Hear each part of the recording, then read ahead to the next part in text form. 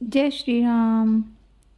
आज हम कबीरदास जी के शरीर को समझाने वाले दोहों के अर्थ जानने का प्रयास करेंगे कि हमारा शरीर क्या है, हमें इसका उपयोग कैसे करना चाहिए। दुर्लभ मानुष जन्म है, देह न बारंबार, तरुवर जो पत्ता झड़े, बहुरी न लागे डार। कबीरा बहुरी न लागे डार। कबीरदास जी कहते हैं कि हमें जो मनुष्य जन्म मिला है, मनुष्य रूप में जो शरीर हमें मिला है, ये सभी जीवों में, प्राणियों में श्रेष्ठ है।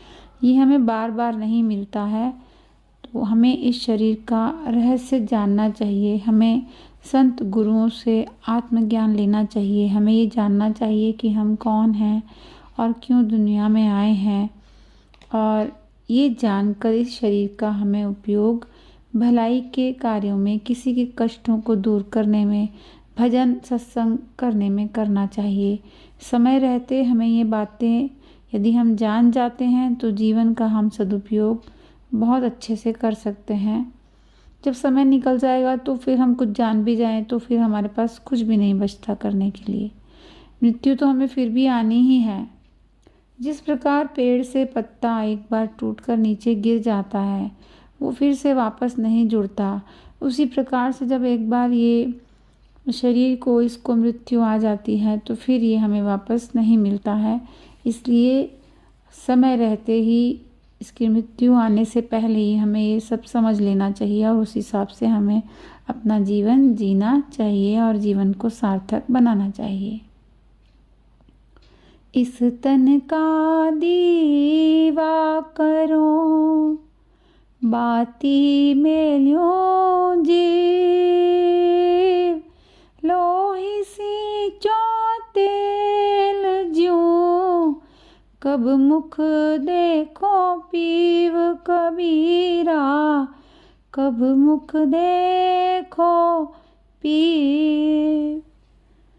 कबीरदास जी कहते हैं कि यदि शरीर का दिया बना लूं, उसमें प्राणों की बाती डाल लें और रक्त से तेल की तरह उसको सींच लें, अर्थात संत गुरुओं से, ग्रंथों से ज्ञान प्राप्त कर, जीवन की सच्चाई जानकर मैं ईश्वर के दर्शन करने के लिए, मैं जब अपने आप को अच्छे सच्चे दुर्लभ कठिन कार्यों में, जिससे दुनिया के लोगों की भलाई होती हो, इस शरीर को उसमें झोंक दूं, इतनी कठिन तपस्या कर पाऊं जिससे प्रभु का, ब्रह्म का दर्शन कर पाऊं, तो ऐसा तो कोई बिरला ही होता है जो सोचता है कि मैं ये पालूं, प्रभु को पालूं, प्रभु से प्रेम कर लूं। उसकी ऐसी भक्ति तपस्या साधना करना कोई आसान काम नहीं है, जिसमें हमें अपने आप को ही मिटाना पड़ जाता है। कबीर यह तनु जात है, सके तो ले हो बहोरी, नंगे हाथों ते गए, जिनके लाख करोड़ी। कबीरा जिनके लाख करोड़ी। कबीरदास जी कहते हैं कि जो भी संसार में जन्म लेता है, उसकी एक दिन मृत्यु भी अवश्य होती है, अर्थात यह शरीर तो नष्ट होने वाला है ही, बचेगा तो नहीं। तो हमें समय रहते ही, अर्थात अभी ही संभल जाना चाहिए। जिनके पास लाखों करोड़ों की संपत्ति भी थी, जेवर था, धन, जमीन, मकान कुछ भी था, वो लेकर कुछ भी नहीं गए, सब कुछ यहीं रह गया, खाली हाथ ही गए हैं। इसलिए इस जीवन को धन, जेवर, मकान, संपत्ति जोड़ने में ही नहीं लगाना चाहिए। इसे बेकार के, व्यर्थ के कार्य में बर्बाद नहीं करना चाहिए। कुछ भी सार्थक, ऊंचा काम हमें करना चाहिए, अपने जीवन को एक सही और ऊंची दिशा देनी चाहिए, दूसरों की भलाई के लिए कार्य करने चाहिए, भगवान का भजन करना चाहिए। हम कौन हैं, हम क्यों दुनिया में आए हैं, हमारे जीवन का क्या उद्देश्य है, इसे जानकर हमें अपने कार्य करने चाहिए। हूँ तन तो सब बन भया, करम भये कुहाड़ी, आप को काटी है, कहे कबीर बिचारी कबीरा, कहे कबीर बिचारी। कबीरदास जी कहते हैं कि ये शरीर तो एक जंगल के समान है और हमारे कर्म कुल्हाड़ी के समान है। हम यदि विषय वासनाओं कामनाओं के पीछे ही भागते हैं, काम क्रोध लोभ मोह इनमें ही हम फंसे रहते हैं, संत व्यक्तियों के साथ रहकर सत्संग भजन नहीं करते, ज्ञान प्राप्त नहीं करते, तो जो हमारे कर्म होते हैं उन कर्मों रूपी कुल्हाड़ी द्वारा हम पल पल जो है वो कटते जा रहे हैं, अर्थात कष्टों के कारण दुखी ही हम रहते हैं। यदि ज्ञान प्राप्त करके कर्म करते हैं तो कर्मों रूपी कुल्हाड़ी से शरीर तो नष्ट होता है, कटता है, लेकिन हमें दुख नहीं मिलता, हमें शरीर कटने का पता ही नहीं चलता। ये तो अमिट सत्य है कि शरीर कटता तो है ही, अर्थात मृत्यु तो इसकी आती ही है, वो नहीं रुकती है। तो हमें ये चीज़ समझ लेना चाहिए, तब हमें दुख नहीं होता। मन मैला तन उजला, बगुला कपटी अंग, तासो तो कौआ भला, तन मन एक ही रंग कबीरा, तन मन एक ही रंग। कबीरदास जी कहते हैं कि यदि किसी का शरीर बहुत सुंदर चमकदार है, बगुले की तरह सफ़ेद है, लेकिन मन काला है, छल कपट से भरा हुआ है, तो वो शरीर भी किसी काम का नहीं है, वो धोखा ही है, वो खोखला ही है, एक भ्रम है, वो इंसान भी खतरनाक है। ऐसे व्यक्ति से वो मनुष्य भला है, अच्छा है, जो दिखने में और बरतने में एक जैसा होता है, व्यवहार भी उसका उसी तरह का होता है जैसा वो दिखता है, वो आदमी ज़्यादा अच्छा है। जैसे कौवा दिखने में भी काला है और मन का भी काला है, तो मनुष्य को दिखावा छोड़कर सही जीवन जीना चाहिए। देह धरे का दंड है, सब काहू का होय, ज्ञानी भुगते ज्ञान से, अज्ञानी भुगते रोए कबीरा, अज्ञानी भुगते रोए। कबीरदास जी कहते हैं कि जिस भी जीव ने शरीर धारण किया है, अर्थात मनुष्य ने, तो सभी को शरीर धारण करने का दंड या भोग तो भोगना ही पड़ता है। अंतर इतना ही है कि ज्ञानी संत व्यक्ति जो अपने जीवन के उद्देश्य को जान जाते हैं कि हमारा जन्म क्यों हुआ है, हम कौन हैं, तो वो जीवन में जो दुख कष्ट पाते हैं उसे समझदारी से भुगतते हैं, निभाते हैं, संतुष्ट रहते हैं। वो अपनी इंद्रियों को, षड्रिपुओं को, यानी जो हमारे 6 शत्रु हैं, उनको कछुए की तरह अपने वश में कर लेते हैं और दूसरों के कष्टों को भी दूर करने का प्रयास करते हैं, इस प्रकार जीते हैं।